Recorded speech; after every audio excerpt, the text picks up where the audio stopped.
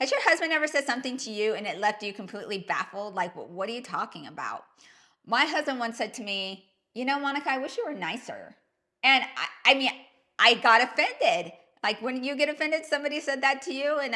And it started this internal dialogue in my mind. I'm like, what are you talking about? I am already nice. And what does it say about you to marry somebody who you don't think's a nice person? And when I didn't really discuss much more about it, I was still really kind of brewing on this whole notion that does my husband really believe I'm not a nice person? And it wasn't much longer after he had said that we were on a motorcycle trip with our motorcycle club. We went to this little mountain town just about an hour east of San Diego called Julian. As we arrived there, it was still a little bit warm, so we're thirsty. We get off the bikes and, a few of us ladies head over to this convenience store to get some drinks. And I was with a few other gals, but I was with this one named Betsy. And she and I are there. I'm getting water. I'm opening up the glass door to reach in for a water bottle. And she's reaching in to grab a beer. You see, her husband had asked her to get a certain beer. There was a certain brand he had asked for, but there was 4 of them. So she wasn't quite sure like which one she would get. So she calls her husband up. He's just across the street. He's not far. And she's like, hi, babe. Like, well, I mean, there's 4 beers here and I'm not quite sure. And here's your option. Oh, that's the one you want. Okay, I'll do that for you. Yeah, no problem. I'll be right over.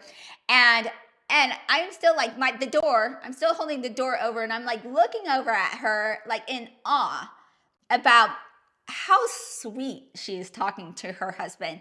And I just thought like this is so amazing. Like I wish I was more like that. And then it hit me. It's like, bam.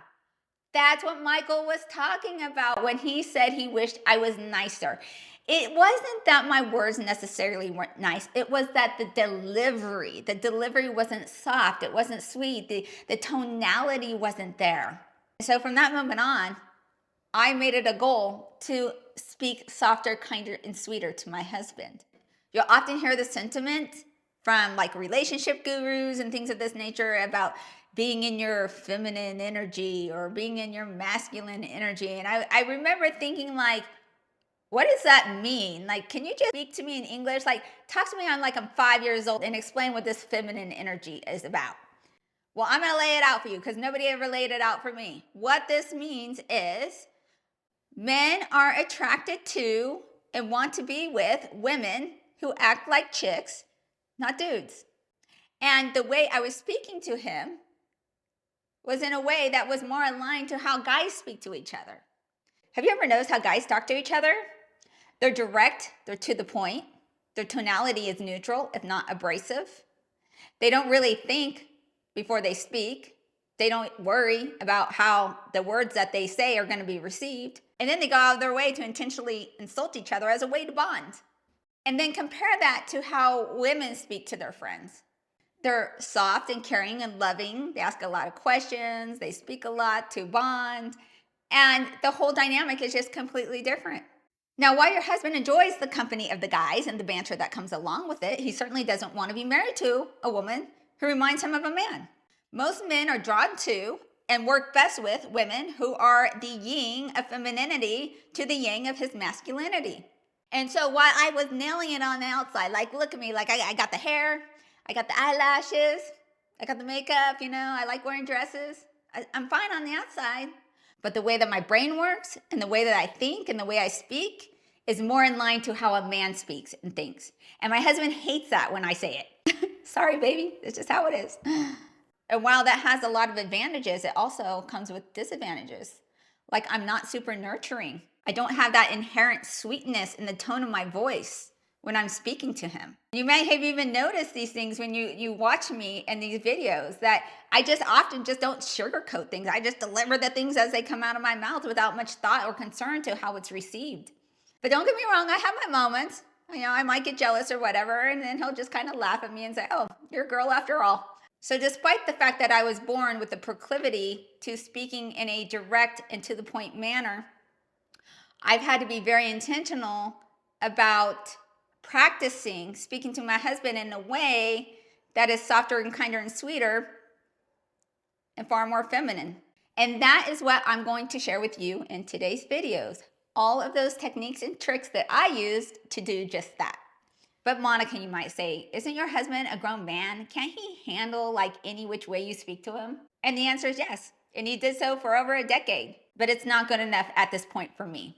I have to do what I can do to make it better. Everything that I did was simple, easy to implement, and really made absolutely no changes into how I lived my day-to-day life. So what are these tools and tricks that I use? The first thing I did was I developed a technique that I like to call ask, don't tell. So what is ask, don't tell?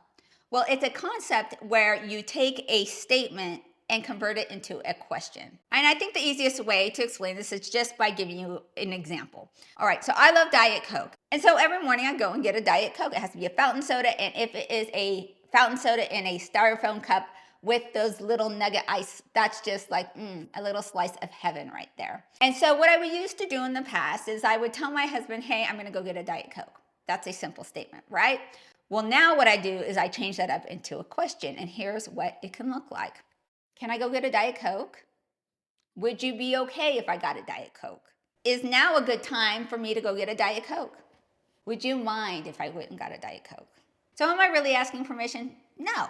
He knows I'm going to get a Diet Coke. I know it, he knows it. And you may wonder, like, has he ever said no? He has, actually, not often. There's 2 times I can remember. One time we were in the middle of cooking dinner, and I thought now would be a good time, and the point of where the dinner was being cooked, that I should go because I could arrive back when it's kind of done. And he actually felt it was better to wait 10 minutes before I left. And so that's what I did. I waited the 10 minutes and then I left. Now, another time is when we're travel, and for some reason, soda just runs right through me. So if I drink this like big Diet Coke, like this 32-ounce Diet Coke, I'm gonna have to pee in like 30 minutes.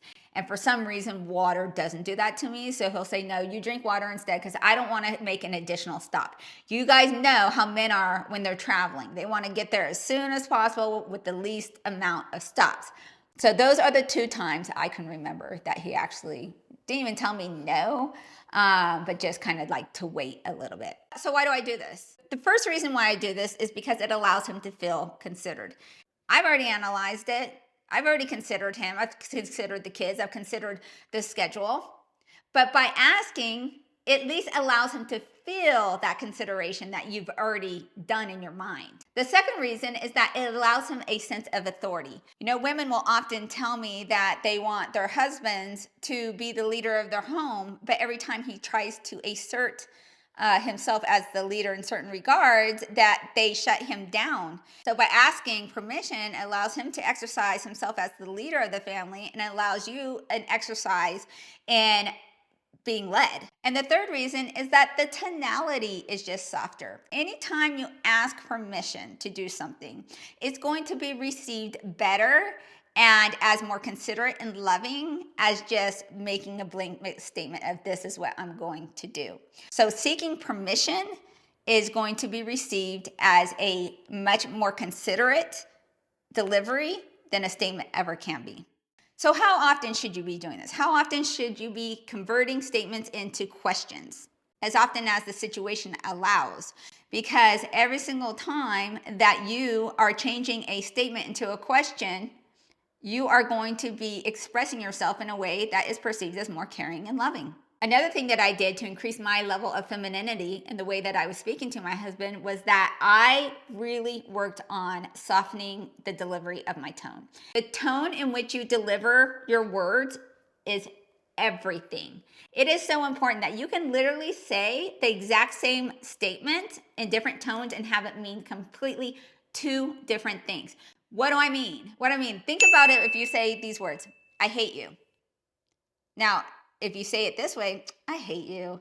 What do you mean by those 2 things? Then the first one, you're displaying like actual disdain for a person. And the second one, you're like saying it in a way as like, I hate you, but really like right now, say you're playing a joke on somebody and they finally got it and they're kind of like, oh, I hate you, in a jokingly, lovingly manner. And so the tonality is really what dictates how something's going to be received, far greater than the actual words themselves. And the more often you deliver your words in a tone that is soft, sweet, kind, loving, nurturing, your husband is going to really perceive how soft and feminine that you are. You see, there's very, very few things that you can't say to your husband if it's said at the right time and in the right tone. In fact, tone is so important. Think about like why your text messages. Your text messages are often misconstrued. Why is that? Because you can't hear the tone of it.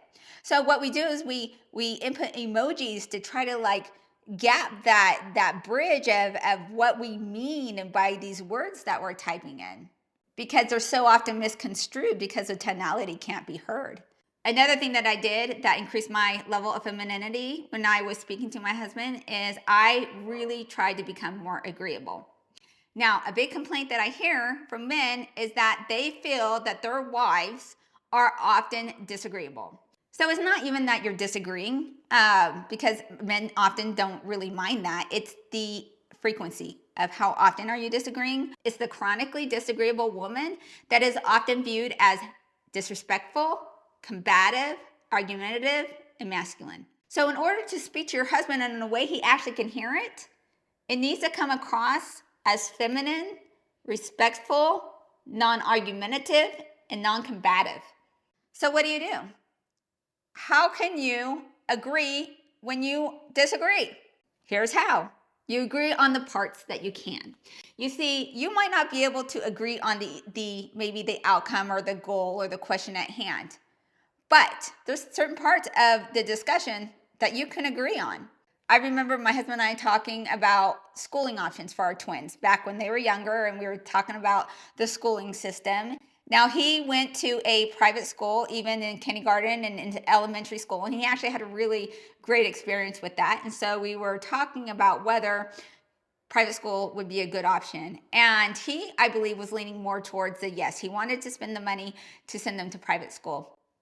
And my notion of it was that, of course, private school is ideal. Who wouldn't want to do that? But is that really the best choice to use our money on at that time? And so while the outcome was something that I disagreed with him on, I could agree on certain portions of the argument. Do I believe that it was a discussion worth having? Yes. Do you both agree that a good education is something that's valuable? Yes, you can agree to that. Do you both agree that it's prudent to spend your money wisely? Yes, you can agree that that is. Can you agree that the environment in which your children are around for 8 hours a day is important? Yes, you can agree on that. So there's multiple topics within that topic that you can agree to. So even if you get to that point at the end where you come to a different conclusion, your husband doesn't feel like at every single point he was fighting you. At every single point you disagreed, because there's many, many elements of that entire discussion that you agreed with. And if nothing else, you could thank him for bringing it up because it was a discussion worth having. So being agreeable is something that men highly value in a woman. So that's going to do a lot for your relationship and how he perceives your level of femininity. And I just want to take a moment here to pause and remind you, don't ever disagree with your husband in front of another person in public, particularly if it's in front of other guys. It is the highest level of disrespect. It will kill your marriage. So if there's something you disagree on, you have to table it and wait till you're at home in the privacy to have that discussion. Do not do that in public. Another part to becoming more agreeable is to stop dismissing your husband's opinions. Here's a simple example. Your husband might come to you and say, it's hot. And you'd be like, no, it's not. So what'd you just do? You completely invalidated him, dismissed his opinion, said that your opinion is better than his, and called him a liar. All in that simple little framework of how you responded to his statement. And this doesn't just happen in marriages. I see this all the time. I actually saw this just the other day. My kids came home from school. They had a test. They're twins, so they take the same test. Mason was saying how the test was hard, and Madison's like, no, it wasn't. What did she do? She completely dismissed Mason's experience as being untrue and calling him a liar. You may think, Monica, that is so minor. Like, why are you even discussing this? But I'm telling you, it's these small incisions, these small cuts that hurt and cause long-term ramifications and building resentment within our marriage. This is why you get so pissed off if a guy ever tells you to chill out or relax. Why does that make us so mad? is because he's telling us in not so many words that our emotions are invalid or at least out of line. It completely discounts and dismisses us. And just like your feelings and your opinions are valid and need to be heard, so do your husband's. Your husband cannot be consistently dismissed and invalidated and simultaneously conjure up warm and loving feelings about you. The fix on this is so easy. All you have to do is simply acknowledge him first before offering your own opinion. So here's what it looks like. If he comes to you and says, hey, it's hot here, instead of saying, no, it's not, you could be like, oh, really? You think so? I'm not hot. Really? You think so? Interesting. Make some kind of statement at the beginning that acknowledges what he had to say. And then, if you're so inclined, you can offer your own opinion on the backside and continue the conversation. A simple acknowledgement is all it takes. So everything we've been talking about today is about how to speak to your husband in a way that is soft and kind. But what happens when he actually comes in and is speaking to us harshly? How do we handle that? That is exactly what we're going to talk about in part 3. So stick around for that, and I will see you there.